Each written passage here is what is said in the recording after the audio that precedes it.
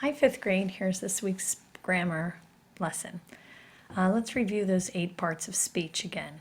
We talked about them last week. Those 8 parts of speech: nouns, verbs, adjectives, adverbs, conjunctions, prepositions, interjections, and pronouns. This week, we are again talking about nouns. When we talk about those parts of speech, and specifically when we're talking about nouns, we have to consider the kinds of nouns and also their function in the sentence. Last week, we talked about common nouns and proper nouns, and a little bit about abstract nouns. Common nouns means any old name for a person, place, or thing. Proper nouns, the exact name for a person, place, or thing. And of course, we use a capital letter for that. Abstract nouns are a kind of common noun, something that we can't really touch. Love, happiness, things like that. This week, we'd like to talk about 2 other kinds of nouns, and that's singular and plural nouns. I think you know a little bit about those already. Let's see. So this was our kinds of nouns. We went through that already, and I'm going to pause just for a second. Let's see. Okay, I'm back. So let's talk about these singular nouns and plural nouns. Singular nouns name one person, one place, one thing, or one idea. We can have a dog, a house, a car, a school, a man. Okay, these are all examples of singular common nouns. Plural nouns names more than one person, place, thing, or idea. So instead of one dog, 2 or more dogs, 2 or more houses, 2 or more schools, 2 or more cars. So you get the idea. Singular meaning one, plural meaning more than one. The tricky thing with singular and plural nouns is how to form plural nouns. The rule for most plural nouns is that we simply add an S to the singular form of the noun to make it a plural. So we have 1 student, we add an S, more than 1 student, 2, 3, 4, 5, 6 students. 1 girl, 2, 3, 4, 5, 256 girls. 1 town, 3, 5, 7, 9, a million towns. 1 friend, 100 friends, 200 friends, 300 friends. You get the idea. Usually we just add an S. Words that already end in an S, or end in an X, a CH, a double Z, or a SH sound, are made plural by adding ES. So box becomes boxes, brush, brushes, boss, bosses, buzz, buzzes, and church, churches. So again, these are the ending letters that you're looking for to know that you have to add an ES rather than just an S. S, X, Ch, Z, Sh. S, X, Ch, Z, Sh. Okay, those are the spellings and the sounds that you're listening for, or the spellings that you're looking for to cue you to make those nouns plural by adding an ES. To pluralize nouns that end with a Y, you have to look at the letter before the Y. If the letter before the Y is a vowel, A, E, I, O, or U, then all you have to do is add an S. If a noun ends in a Y and the letter before the Y is a consonant, then you have to change the Y to an I and add ES. I'm just trying to move this up here. So if a common noun ends in Y, like in body or in berry, and you look at the letter before the Y, and in both in body and berry, you notice, oh, the letter before that Y is a consonant, then you change the Y to an I and add es. All right? So it's not too complicated and it's pretty consistent. There are some exceptions, but not too many.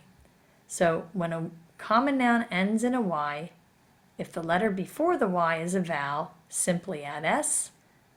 If a common noun ends in a y and the letter before the y is a consonant, change the y to an I and add es. Rule number 5 for pluralizing nouns. Some nouns end in f or fe. You change the f to a v and you add es. So calf becomes calves, knife becomes knives, but giraffe, stays giraffes. We don't say giraffes. Double fe, you just add an s. Single fe, sometimes you change the f to a v and add es. These folks, I'm afraid to tell you, you just kind of have to memorize which ones are which. Rule number 6. The nouns that end in the vowel o. Well, if it ends in a double o or an o with a vowel before it, then we just add an s. Okay, so kind of like the Y rule. If it ends in an O and the letter before the O is a vowel, then we're just going to add an S. To pluralize nouns that end in a consonant and then an O, sometimes we add es and sometimes just s. So here's a word that ends in an O. We look before it, there's a consonant.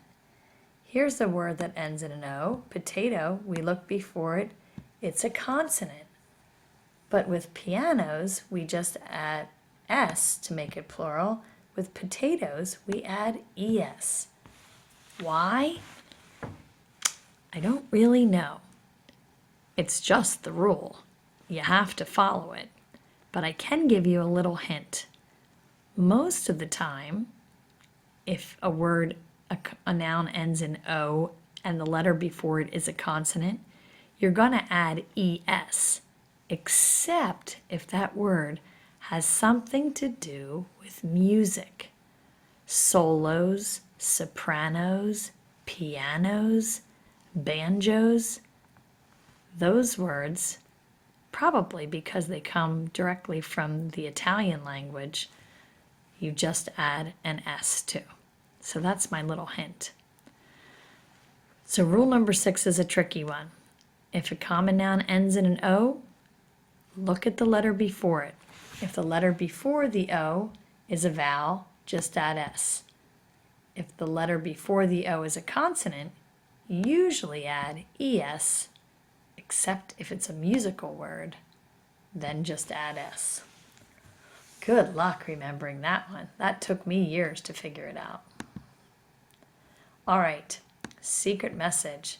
Do you like tomatoes or potatoes better? Make sure you spell your answer correctly when you send it to me. Both tomato and potato end in O. Look at the letter before it, O. It's a consonant, and neither potato or tomato is a musical word, so we add es. Do you like tomatoes or potatoes better? Make sure you spell your answer correctly when you send it to me. Homework this week. Oh, I almost forgot one. Sorry about that. One more rule.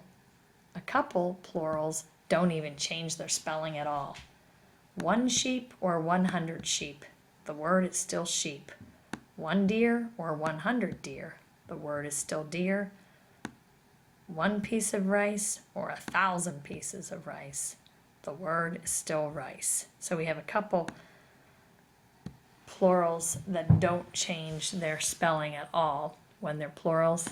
And the last one, we have some plurals that are called irregular plurals, where the spelling completely changes. We go from man to men, goose to geese, and there's a few others in the workbook you can look at. So those are the 8 rules for making plurals. Homework this week. Chapter 11, Chapter 12, all having to do with singular and plural nouns. Practice sections A and B in both. All right, thanks for watching.